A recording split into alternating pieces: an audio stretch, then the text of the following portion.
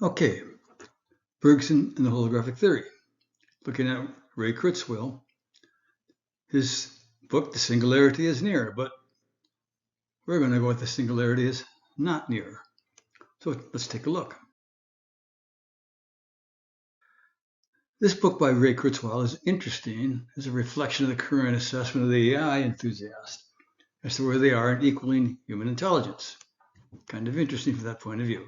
It's 419 pages, discuss virtually nothing of the subjects and concerns of the 314 pages of this book. In the conception of the problems of mind, time, consciousness, and intelligence, these are two different universes. We'll only be looking at chapter 2, basically here, reinventing intelligence.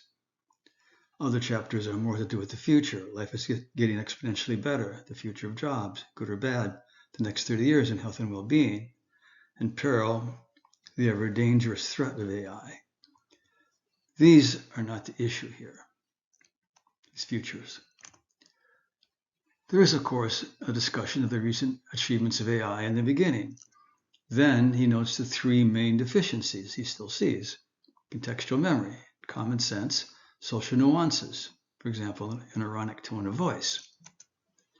Each will get about a paragraph, after all of which will come his prognostications on how these three are being or will shortly be overcome.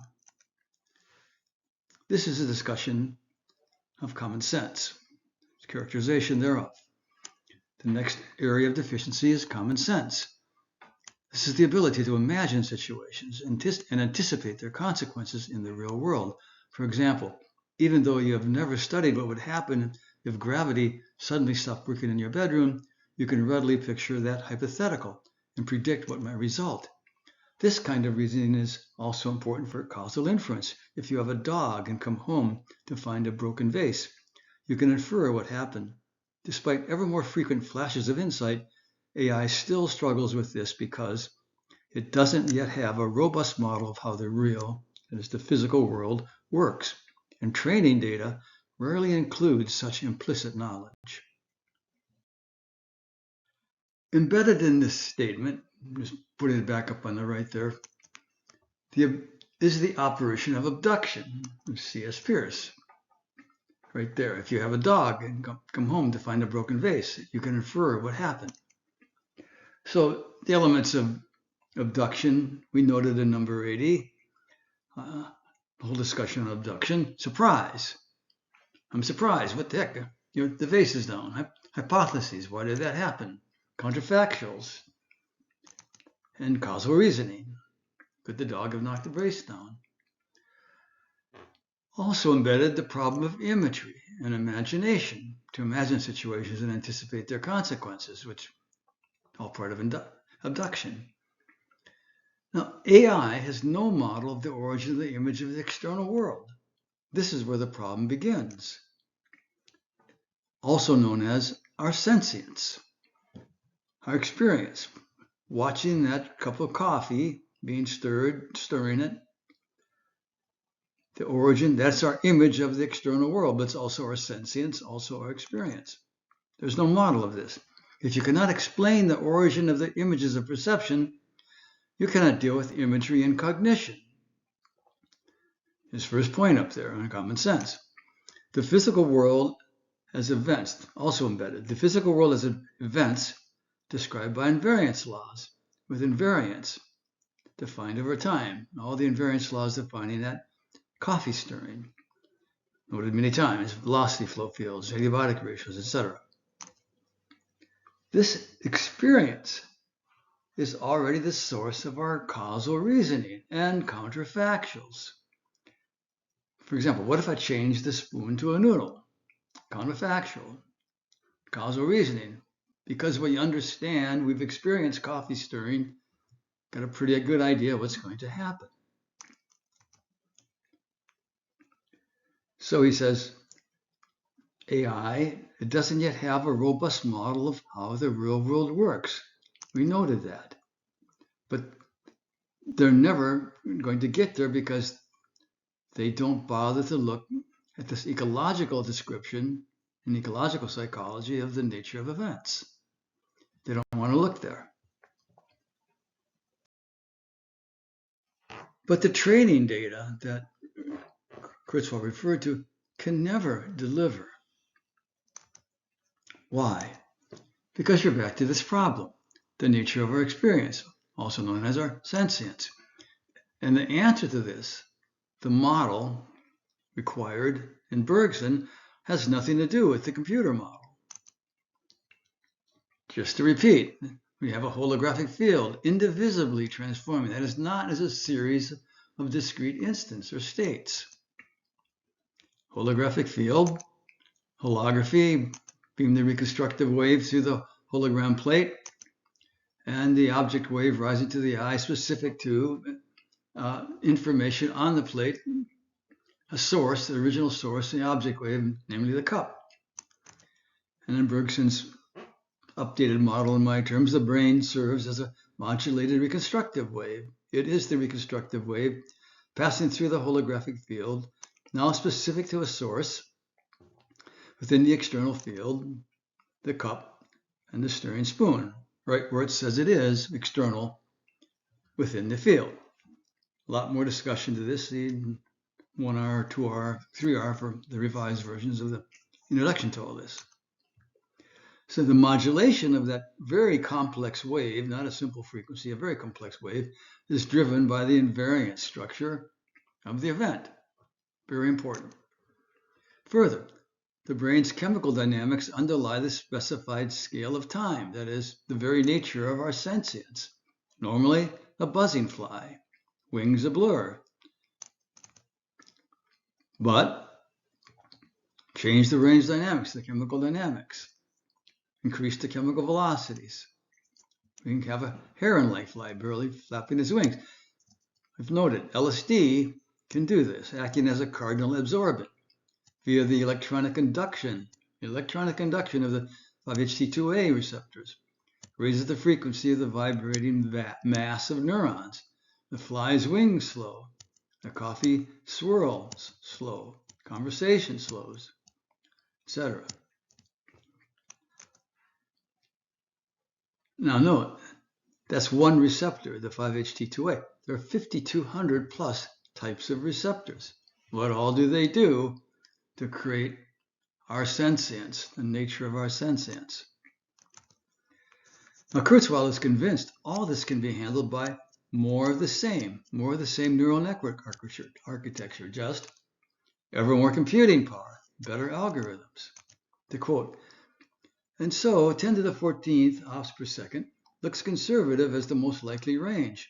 If brain simulation requires computational power in that range, as of 2023, about $1,000 worth of hardware can already achieve this.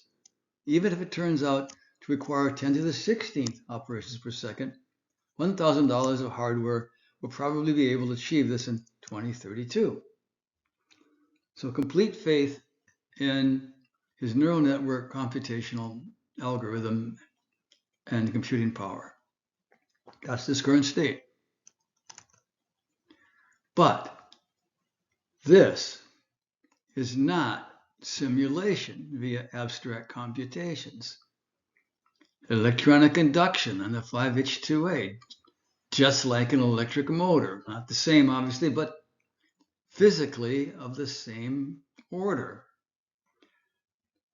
This is concrete dynamics, like the electric motor. We're not talking abstract computation. More on this. He goes on, yes, on the subject of sentience, how we see the coffee cup, how we have that experience. These estimates are based on my view that a model based only on the firing of neurons can achieve a working brain simulation. Again, the simulation concept. It is nevertheless conceivable that subjective consciousness, the coffee stirring, requires a more detailed simulation of the brain. Perhaps we would need to simulate the individual ion channels inside neurons, or the thousands of different molecules. Remember the 5,200 types of receptors plus, for starters, that may influence the metabolism of a given cell. Not to worry. Sanders and Bostrom estimated that these higher levels of resolution would require 10 to the 22nd or 10 to the 25th operations per second, respectively. A $1 billion supercomputer would be able to simulate every protein and every neuron by 2034. Again, this is not abstract simulation. We need our old lady with the rolling pin. This is concrete dynamics, two different worlds. Again, you don't get the forces generated by an electric motor out of abstract computations. This is the modern abstraction sickness on full display. Remember, one can do these operations on a Turing machine. Again, going back to the original comment, somehow Kurzweil thinks he's going to get the image of the external world, our sentience, out of that Turing machine via these computations, which are running state by state as the tape rolls. The necessity of a concrete dynamics just will not sink in. Let's return to this original deficiency, to imagine situations and anticipate their consequences in the real world. Well, we noted the holographic field is transforming indivisibly. No states. It's not a series of abstract instants or states like the Turing machine, where we're moving state by state by state. Each state with the reality of a mathematical point. The logical ending is a mathematical point. The logical conclusion, mathematical point, that is a duration of a mathematical point with no actual existence. That is each state with no positive reality. In other words, this indivisibility is the true nature of the transformation of the universe we call time. But time is not a subject for AI. If we look at Kurzweil's index, right where time should be between TikTok and Tinder, there's no time. Simply not a subject. But time and consciousness, that sentience he's worried about, are synonymous. For consciousness, you must be able to bind at least two instants together. If all you ever have is only one state, then another state, then another state, you've got the quote consciousness of a rock.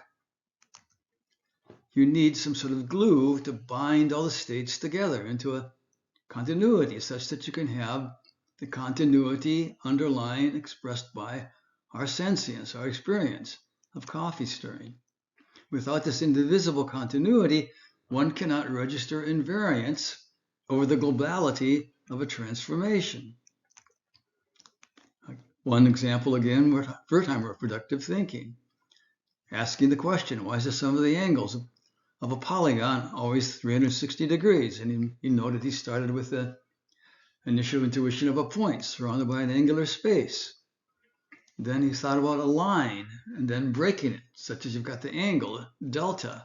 And then, well, what if you just start breaking the line around your polygon? Breaking, creating delta, delta, delta, angle after angle, ultimately creating the little close. When you bring them all together, as the arrow points to the space, we've got a space of 360 degrees, angle summing 360 degrees thereof. In other words, the transformations of imagination, just one of a zillion examples one could give. AI is precluded from this because there is no possible glue. Because the computations are logical constructions only, with no intrinsic relation to the physical world. Remember, we could do the same operations with a register machine composed of shoeboxes and beans. Now the complete disconnect between an intrinsic relation to the physical world as you're moving the beans around in the shoeboxes is far, far more apparent than a computer, your $1 billion supercomputer. And this indivisibility 2 is an attribute of the concrete transformation of the universal field. Yes, the machine, be it your billion-dollar supercomputer or your Turing machine or your register machine, quote unquote, is intrinsically embedded in this transformation, this indivisible transformation of the holographic universal field. But the abstract operations are not. They are attributed to be doing what they're doing by an external observer. And this becomes ever more apparent if you start going with the register machine, where you're moving beans around in shoeboxes. Finally, this comes back to the first of his deficiencies, contextual memory. He says, contextual memory is the ability to keep track of how all the ideas in a conversation or written work dynamically fit together. As the size of the relevant context increases, the number of relationships among ideas grows exponentially. If there are 10 word-like ideas, that is tokens, in a given sentence, the number of possible relationships among subsets of them is 2 to the 10th minus 1, or 1023. If there are 50 such ideas in a paragraph, then 1.12 quadrillion possible contextual relationships among them. The demands of remembering the context for an entire chapter or book by brute force spiral rapidly out of control. Kurzweil again sees the solution, however, as via the ever-growing brute force computational power. I won't go into the logic here, but we've kind of seen it. This is an interesting problem, especially taken at the book level for any model. But it's certain that AI is hopelessly on the wrong track. Take just the sentence rather than a paragraph, just the sentence. The man stirred the coffee with the spoon. To AI, the event is a set of elements, words, tokens. This event, a dynamic concrete, stirring with velocity-flow fields, inertial tensors, real forces, acoustical invariance, etc. But it's a set of words to AI, to be related to other words, tokens. That is how they dynamically fit together, as he says in that paragraph. That is how they are associated. Thus, the combinatorial problem begins. How to be associated. A set of words, all to be linked together. To Bergson and Gibson, the linguistic string is a mediating device for reinstantiating an event with all the dynamics invariance laws naturally entail, that is, an event of experience. And by its very physics, all these elements are intrinsically associated. So you need a hand, a force to move the spoon. You need an instrument to move the liquid around, such as a spoon. You need a cup, naturally, to constrain the liquid to a certain space. You need a table underneath the cup to support the cup, etc. These are all naturally associated. All these elements, so-called, are naturally part of the event, naturally associated. You don't need to be associating them. Dissociation, as we shall see, yes, but not associated. This is 18th century associationism, raw associationism on steroids in the AI world. Versus AI, this ecological view is a completely different structure in the mind.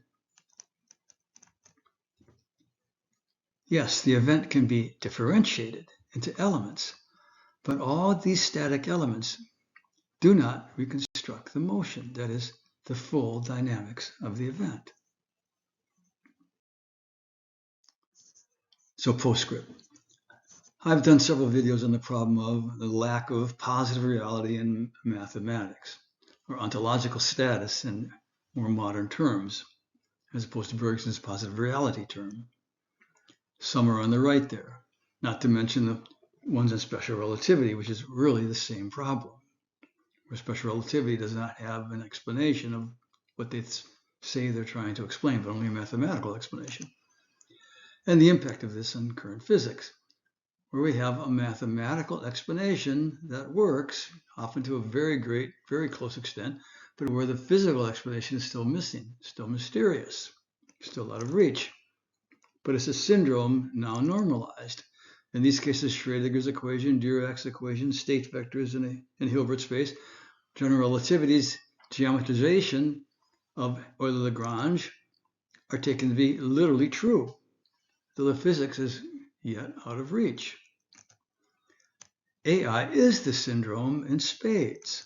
The neural net mathematics is the only thing considered important, critical, in brute forcing these computations. The physics, the biophysics, the biochemistry mean nothing, of no consequence. That the entirety of these computations can be carried out on a Turing machine or a register machine composed of beans and shoeboxes, where the disconnect, where the attribution aspect of these logical operations as being real is really obvious. Well, this misconception just cannot well register. So next, we'll see, again, more discussion of this in this book. So till then, signing off.